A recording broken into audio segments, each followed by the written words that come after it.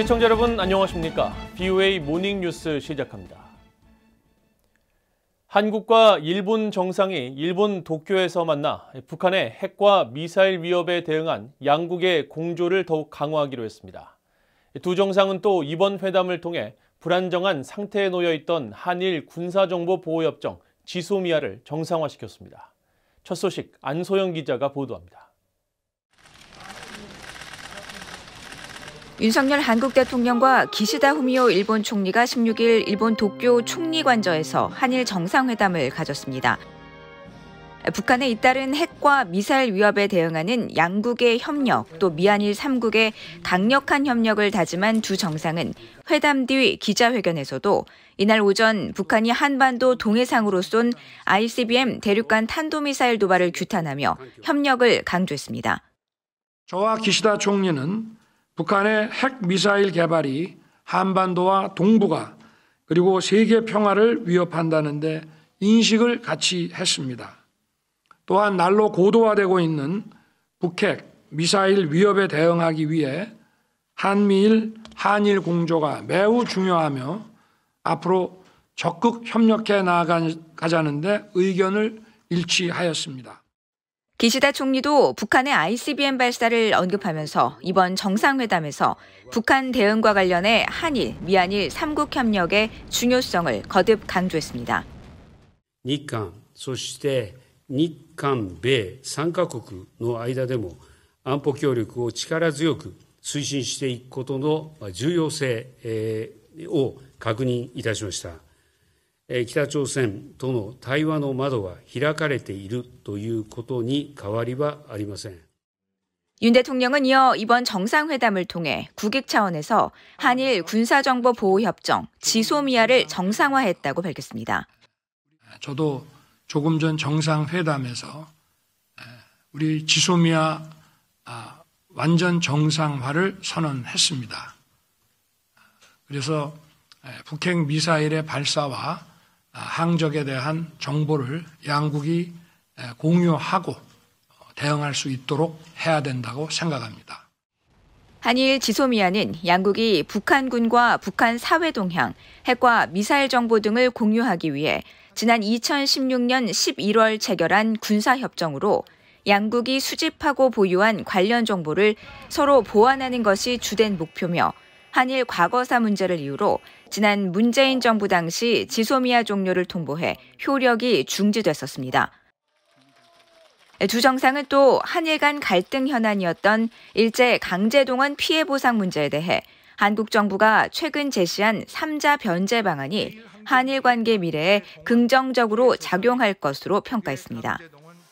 또 일본은 이날 한국에 대한 반도체 핵심 품목 수출 규제 조치를 해제하고 한국 측은 세계무역기구 WTO 불공정 무역행위 제소를 취하하기로 합의했습니다. 윤 대통령은 한국 대법원이 배상 판결을 내렸던 일본 피고기업에 대한 구상권 행사 여부에 대해 만약 구상권이 행사되면 이것은 다시 모든 문제를 원위치로 돌려놓는 것이라며 상정하지 않고 있다고 밝혔습니다. 기시다 총리는 윤 대통령의 강력한 리더십 아래 이번 한국의 재단이 판결금 등을 지급하기로 한 조치가 발표된 것으로 알고 있다고 화답했습니다. 윤 대통령은 한국과 일본은 자유와 인권, 법치의 보편적 가치를 공유하고 공동이익을 추구하는 가장 가까운 이웃이자 협력 파트너라고 강조하고 오늘 회담에서 한일 관계를 조속히 회복 발전하자는 데 뜻을 같이 했다며 앞으로 안보와 경제, 인적 교류 등 다양한 분야에서 협력을 더 가속화하기로 했다고 밝혔습니다. BOA 뉴스 안소영입니다. 백악관은 북한의 ICBM 대륙간 탄도미사일 발사에 대해 안보리 결의에 위배되고 영내 긴장을 고조시킨다며 강력히 규탄했습니다. 또 미국과 동맹국의 안전을 보장하기 위해 모든 조치를 취할 것이라고 강조했습니다. 미한일 3국은 이번 발사를 중대한 도발 행위로 규정하고 분명한 대가가 따를 것이라며 단호한 대응 입장을 분명히 했습니다. 함지하 기자가 보도합니다. 미국 백악관의 에이드리언 왓슨 NSC 국가안보회의 대변인은 15일 미국은 북한의 ICBM 대륙간 탄도미사일 발사를 강력히 규탄한다고 밝혔습니다. 왓슨 대변인은 이날 성명을 통해 이번 발사는 유엔 안보리의 여러 결의에 대한 명백한 위반이라고 비판했습니다. 이어 미국 인도태평양 사령부는 이번 일이 미국 개인이나 영토 또는 우리의 동맹국에 즉각적인 위협이 되지 않는다고 평가했지만 이번 발사는 불필요하게 긴장을 고조시키고 영내 안보 상황을 불안정하게 만들 위험이 있다고 비판했습니다. 또 이번 일은 북한이 주민들의 안위보다 불법적인 대량 살상 무기와 탄도미사일 프로그램을 계속 우선시한다는 것을 보여줄 뿐이라며 우리는 모든 국가가 이런 위반 행위를 규탄할 것을 촉구하고 북한에는 불안정한 행동을 중단하고 진지한 대화에 관여할 것을 요구한다고 밝혔습니다. 왓슨 대변인은 그러면서 국가안보팀은 동맹 그리고 파트너와 긴밀히 조율하고 있다며 미국은 미국 본토와 동맹인 한국, 일본의 안전을 보장하기 위해 필요한 모든 조치를 취할 것이라고 강조했습니다. 미국 국무부 역시 북한의 장거리 탄도미사일 발사를 강력 규탄하고 국제사회의 철저한 유엔 안보리 결의 이행을 강조하면서 북한의 추가 도발 중단과 대화 복귀를 촉구했습니다.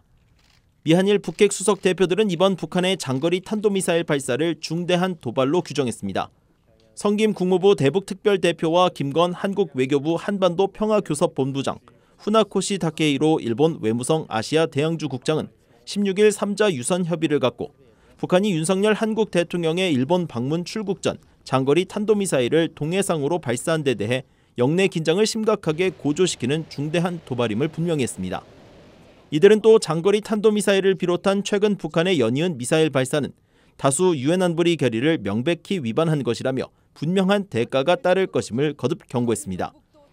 또 북한 도발에 대한 안보리 등 국제사회의 단호하고 단합된 대응을 이끌어내기 위해 3국 간 긴밀한 소통과 공조를 지속해서 강화해 나가기로 했습니다.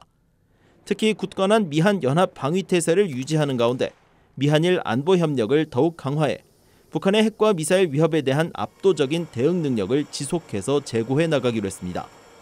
앞서 한국합동참모본부는 한반도 시각으로 16일 북한이 동해상으로 ICBM 대륙간 탄도미사일 추정 장거리 탄도미사일을 발사했다고 밝혔습니다. 이번 미사일은 정상 각도보다 높은 고각으로 발사돼 약 1000km를 비행한 뒤 동해상에 탄착했습니다. 북한의 장거리 탄도미사일 발사는 지난달 18일 이후 26일 만이며 탄도미사일 도발은 올해 6번째입니다. BOE 뉴스 함자입니다.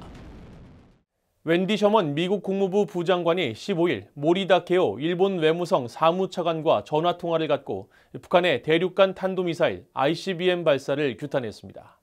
네드 프라이스 국무부 대변인은 이날 보도자료에서 셔먼 부장관과 모리 사무차관은 ICBM 발사를 포함한 북한의 이딴 도발 행위를 규탄하고 미한일 3자 안보 협력의 중요성을 강조했다고 밝혔습니다. 일본과 한국 정부가 지난 6일 발표에 자유롭고 개방적인 인도태평양에 공헌한 것을 환영했다며 셔먼 부장관은 일본과 한국이 새로운 상호 이해를 지속적인 진전으로 전환하기 위한 조치를 취하는데 미국의 지지를 재확인했다고 설명했습니다.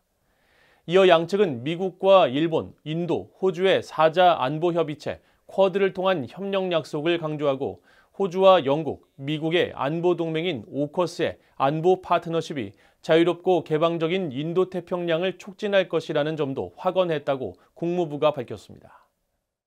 북한이 최근 위성 발사에 국제법적 정당성을 주장한 데 대해 우주조약보다 북한의 위성 발사를 금지한 유엔 대북 결의가 우선이라고 국제법 학자들이 지적했습니다. 북한의 위성 발사 의도를 신뢰할 수 없다는 점도 북한의 주장을 정당화할 수 없는 이유로 꼽혔습니다. 박동정 기자가 보도합니다. 미국 디트로이트 웨인 주립대 로스쿨의 찰스 브라워 국제법 교수는 우주조약 당사국으로 위성 발사에 정당성이 있다는 북한의 주장을 일축했습니다. 판사 출신으로 국제사법기관인 상설중재재판소 재판관을 지낸 브라워 교수는 15일 북한의 위성 발사 정당성 주장을 어떻게 보느냐는 VOA의 서면 질문에 국제법은 어떤 것이 우선하는지 명확하게 규정돼 있다면서 유엔 헌장에 따른 회원국의 의무는 분쟁 발생 시 다른 모든 국제적 의무에 우선한다는 것이 유엔 헌장 103조에 명시돼 있다고 지적했습니다.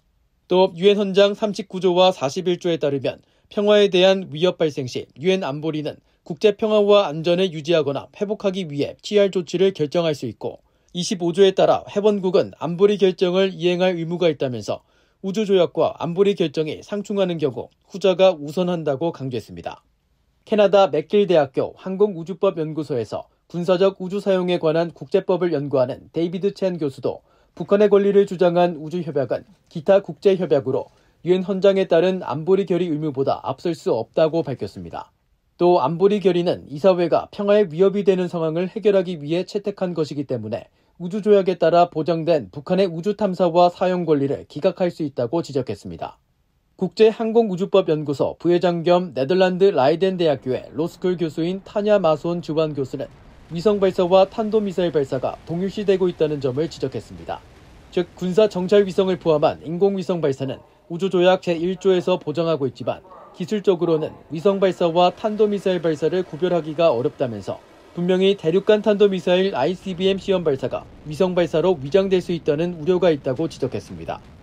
스코틀랜드 정부에서 정책과 법률 자문역을 지낸 프랭크 라이얼 에버딘덴 국제법 교수 역시 대부분의 위성 발사는 군사적 목적과 민간 목적이라는 이중 용도로 사용된다며 핵과 미사일 개발 의도를 분명히 드러내온 북한의 위성 발사 기술은 저희를 의심할 수밖에 없다고 밝혔습니다. 국제우주법연구회 사무국장인 영국의 PJ 블런트 카디프대 법학 교수도 우주조약은 북한에게 우주공간 접근 권한을 부여하고 있다는 국제조약 규정의 모호함을 지적했습니다. 블런트 교수는 그러면서 북한이 우주조약의 모호한 규정을 악용해 잘못된 주장을 하지 못하도록 안보리 대북제재처럼 북한 같은 국가의 위성발사 금지 조약 규정 등을 분명하게 할 필요가 있다고 강조했습니다. VOA 뉴스 박동정입니다.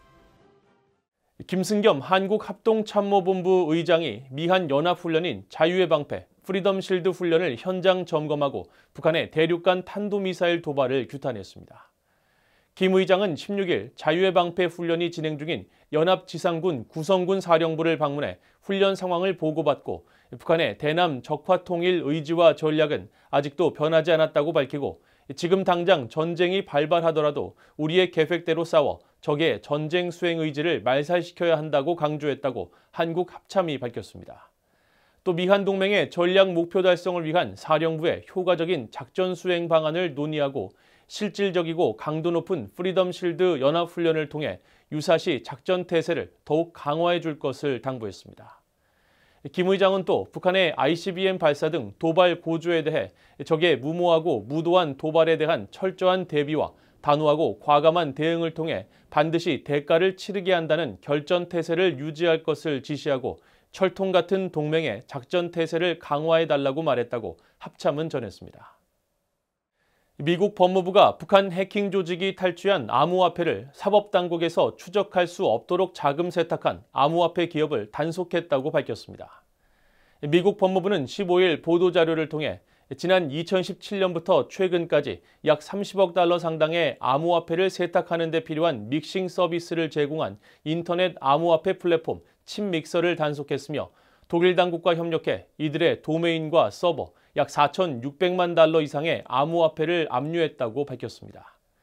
또 칩믹서를 운영한 베트남 국적자를 자금 세탁과 무허가 사업, 신분 도용 등의 혐의로 기소했으며 이대로 혐의가 확정될 경우 최대 40년의 징역형을 선고받을 수 있다고 설명했습니다. 법무부는 칩믹서가 고객이 예치한 비트코인을 다른 고객의 비트코인과 섞어 사법당국의 추적을 어렵게 만드는 서비스를 제공했으며 범죄를 저지른 고객의 익명성을 강화하고 압류를 피하는 여러 조치를 했다고 설명했습니다. 이상으로 VOA 모닝 뉴스를 모두 마칩니다. 시청해주신 여러분 고맙습니다.